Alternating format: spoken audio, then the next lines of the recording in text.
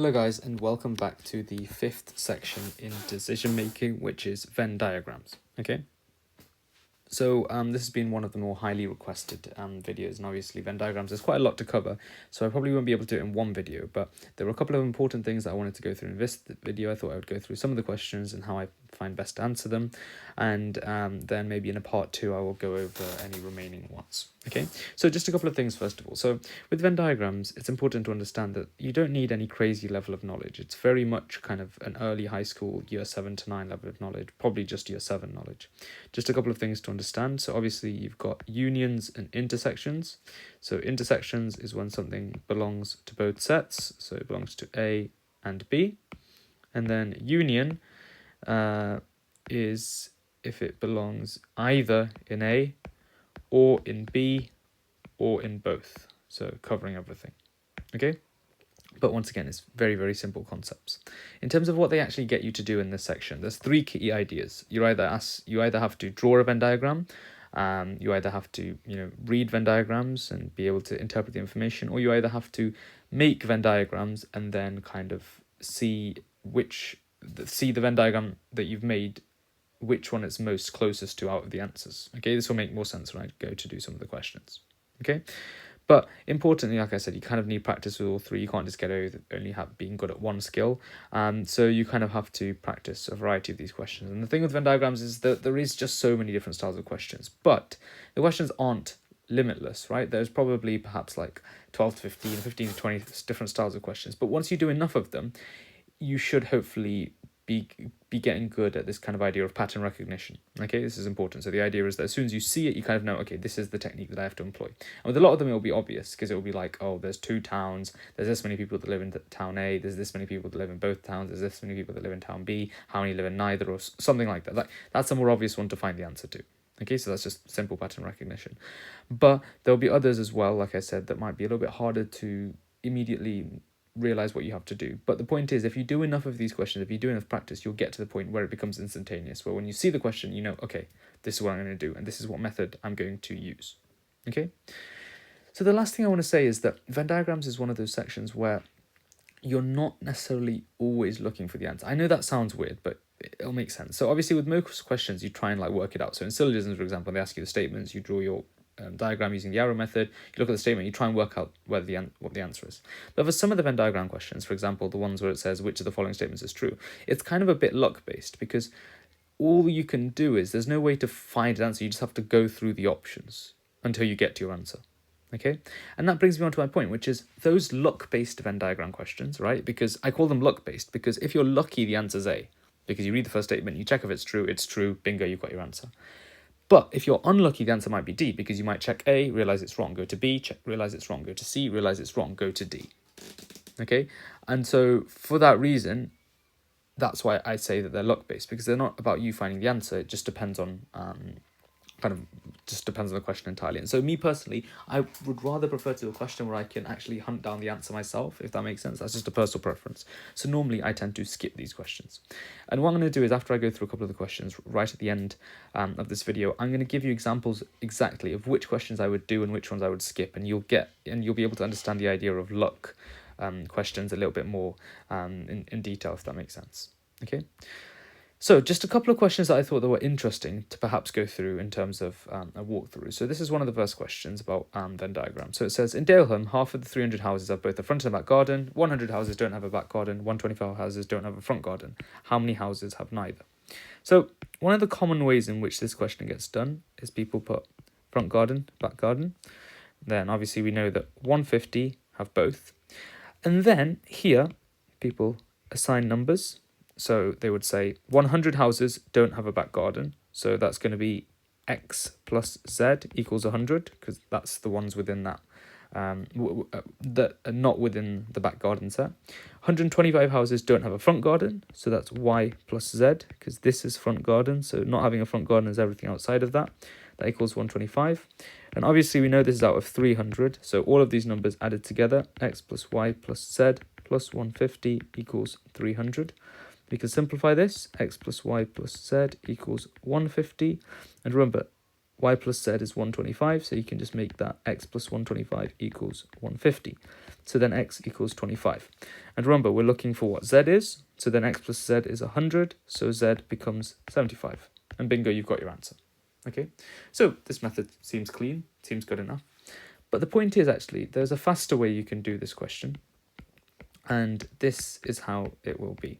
Okay, so if I just rub out this working for a second, and some of you may already know how to do it the faster way, but I thought it was something that's useful to share. So if I get rid of all these values here, and I go back to just 150 in the middle, okay, like this. So half of the 300 houses have both a front and a back. Okay, so look at the first statement. 100 houses don't have a back garden. So remember, we can flip the statement because you either have a back garden or you don't, right? So if 100 houses don't have a back garden, that means 200 must have a back garden. So this must be equal to 200, so this must be 50. And if 125 houses don't have a front garden, then the remaining 175 must have a front garden. So this becomes 25. Okay, so how many houses have neither a front or a back garden? So that's just going to be the number on the outside. So we can add this up. That's 150 plus 50 is 200 plus 225, and 300 minus 225. So the answer is C. So you can see just a faster way of doing it. So it's kind of like two ways of doing it. But in this instance, you can kind of flip the question across. Okay, and that's only possible because this is kind of like a binary thing. You either have a back garden or you don't. Okay. So yeah, I thought that was an interesting question, an interesting way to approach it. Okay, so let's go through to the next question. So this kind of question is actually one of the more common ones. So perhaps if you guys would like to take a pause, see if you can have a go at this, perhaps. Okay, and actually one trick here is that I actually don't use a Venn diagram for this question because I think it's easier using a slightly different method. Okay, so once again, I'll talk you through both methods. I'll show you how you can do it with the Venn diagram, and I'll show you how instead I would prefer to do it. Okay, so you can take a pause and let me know if you get the answer. Okay, so with this question, so first of all, I'm going to talk you through the Venn diagram way, which I think is a little bit harder actually. And I'll talk you through the other way. So the difficulty with this question, when people try and do it with Venn diagrams, is they put down like adults and children, or they put down like males and females as the Venns. But with the Venns, you have to understand Venn diagrams are like the individual Venns are binary. So what that means is if you're in a Venn, you're that thing, and if you're outside, you're not. So you're either an adult or a child, or you're either a male or a female. So the point that I'm trying to raise is you don't need two Venns to display two pieces of information, you just need one. Okay, so if you put down adults and children, for example, there'll be no point because obviously there's going to be no overlap between them. And if you put down males and females, once again, there's no point because there's going to be no overlap between them. Instead, what you have to do is you have to choose one from each side. So choose adults or children and then males or females.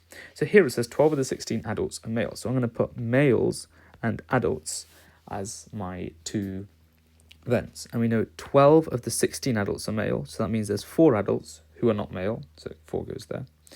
And then we can put these two values as x and y. We know that this adds up to 27, so x plus 16 plus y equals 27. So x plus y equals 11.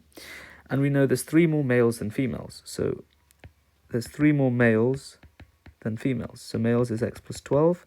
Females is everything outside of that, which is 4 plus y plus 3. So x plus 5 equals y. Okay, so I've just simplified that. So you've got 2 simultaneous equations as such. So I'm going to substitute the y in over here. So it becomes x plus 5 equals 11. 2x equals 6. And so x equals 3. So we've got our values. So how many male children are there? So that's going to be x, which is what we're looking for. So the answer is 3. Okay, but you can see we still had a little bit of work to do because we'd have to... because what we have to do is we'd have to figure out the equations and get simultaneous equations and then figure out the right numbers, etc., etc. But let me show you a different way, which I believe to be quicker. So, and this just involves a bunch of lines. So there's 27 people in a club that are either adults or children. There are 3 more males and females. So obviously we're going to have male adults, female adults, male children, female children. Okay? So it says, let's use the key ideas here. So 12 of the 16 adults are male. So we know there's 16 adults that are male. So therefore we know there must be 11 children, right? And we know 12 of the 16 adults are male, so this is 12, and so therefore this must be 4. What I like to do then is I like to put, there'll always be a line that will be something like this. So there are 3 more males than females. So I put a big +3 here. That tells me that overall we have to have 3 more males than females. Then I work out what the individual kind of like ratios are on each side. So here it's going to be +8. Okay, and remember we need it to be +3 overall. Okay, so that means that on this side it must be -5, so there must be 5 less males than females. So then what I do is I look for 2 numbers that add up to 11 but have a difference of 5. So let's start with 5 and 6, that adds up to 11 but has a difference of 1. 4 and 7 adds up to 11, has a difference of 3 though. 8 and 3 adds up to 11, has a difference of 5. So therefore 3 males, 8 females, and I find this way to just be faster. So how many male children are there? The answer is 3. Okay, so importantly, this tells us overall what these 2 numbers added up must equal, and then you just work it out on one side, figure out the missing number, and then it's just a little bit of trial and error. That's all it is. Okay, so this is the method that I definitely prefer. Okay, so on to the next question then. So if you guys would like to have a go at this question, perhaps you can pause it, and then we'll go through afterwards. Okay, so with this question, this is once again a 3-Venn Venn diagram. Okay, so it says there's 150 in total. So with any kind of multi-Venn diagram, you always have to work from the inside out. So I'm going to read kind of almost backwards. So we know that there's yellow crabs, white dolphins, and starfish. Okay, so it says 7 had all 3. 9 had only starfish and yellow crabs. 12 had only white dolphins and yellow crabs. 20 had only starfish and white dolphins. And it says 81 had starfish. This is where you have to do a little bit of mental math. So this whole thing equals 81. Currently it equals 16, 20, 36. So this must be 45. White dolphins has to equal 43. So currently this all equals 19, 20, 39. So this must equal 4. 60 equals yellow crabs. This whole thing equals 60. So that's 12 plus 7, which is 19 plus 9, which is 28. So this equals 32. How many occurrences had none? You just have to work out the number on the outside. So the easiest way to do that, people think, is you just add all the numbers up, you subtract from 150. You can do that, but I wanted to show you a little trick you can do sometimes as well. So look at the endings of all of these numbers. Okay, the endings are all different. Okay, so what that allows us to do is it allows us to use a little bit of a maths trick. So just bear with me a second while I explain. So we know that all the starfish here add up to 81, sorry. Okay, so what we do is, we know it adds up to 81. We're just going to consider only the units though. So we're going to do 1 plus 2, which is 3, plus 2, which is 5, plus 4, which is 9. So we're basically doing 150 take away a number that ends in 9, so that number must end in 1, so it has to be B. Okay, does that make sense? So you can only use this trick if all the ending digits, the units column, is different. Because if there's 2 numbers that ended in 1, then we wouldn't be able to differentiate between them. Okay, so you can only use this trick at appropriate times. Like I said, also it is absolutely fine for you to just plug in all these numbers in the calculator, but I think sometimes there's more likelihood of you like messing up a number or something. And this units trick is something that can be used, which is very, very beneficial and very, very quick and easy, I believe. Okay, awesome. So on to these last 2 questions. So one of the things I mentioned was about this idea of luck, right? So these kind of questions, I really, really dislike them because if I'm lucky, the answer's A. If I'm unlucky, the answer's D, right? I just have to go through them and answer them. But obviously, eventually, you will have to come around to doing them. So just a couple of tips and tricks, I guess. So one thing I would say is you don't necessarily always have to do them A to D. Do the easiest ones, okay? So C, 15 people watch neither Rovers or United. So while neither Rovers or United is these guys, that's 19. So I know it's not C. Okay. The other thing is you can see there's a lot of stuff about watching City. So it's probably a good thing to work that out. So that's 20, that's 33 people who watch City. So more people watch City than did not watch. So this is, did not watch City is going to be 14, 19, 21, plus 13, that's 34. So that's wrong. Then I'm going to do B over D because D looks quite long. B says fewer people watch City. So remember, we've already got half of that bit. Then watched United. United is going to be, 14 plus 5. And another thing to consider as well is, since you're comparing between City and United, the overlap is going to be this, these 2 numbers are going to be the same for both. They're going to account to the total. So instead of just counting the total of City and the total of United, I can just count the total of those that are not within the overlap. Do you see what I mean? So for United, that becomes 19, and for City, that becomes 14.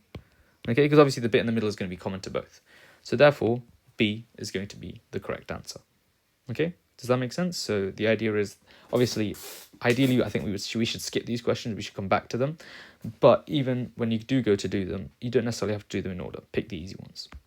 And this is kind of a version of the last question, but on steroids, I guess, because this is a lot harder. So once again, I would skip this one. But when I'm coming back to it, I would always do this question before doing this one, because you can just see it's way too hard.